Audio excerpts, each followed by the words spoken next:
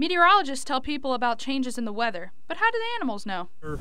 It's changing and it affects animals, and so animals are either migrating earlier, food resources are changing because food blooms earlier, and so bugs are earlier, seeds are different, berries are different, and so it affects birds' patterns, it affects all kinds of mammals. Protection from the elements is important. Internal housing to escape weather is primarily what we try to do. Kind of take the day-to-day precautions, like today is kind of a rainy day, so that's why a lot of my animals are in holding.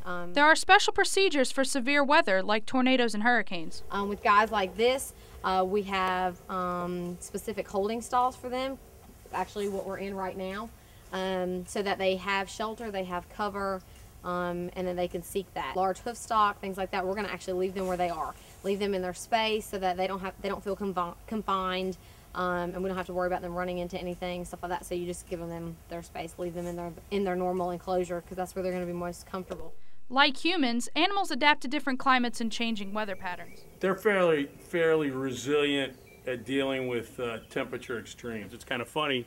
They're not much different than we are. You know, you'll see them on a really hot day, and then we get an afternoon sun, a rain shower, and they'll get out there and play around in the rain just like a little kid will. Weather not only affects the animals, it also affects zoo attendants. With good weather, you tend to have bigger crowds. Cooler weather, you tend to have bigger crowds. Hotter weather, tend to have less crowds, and so that's partly what goes on. It's really important for a zookeeper to keep their eye on the weather, keep updated.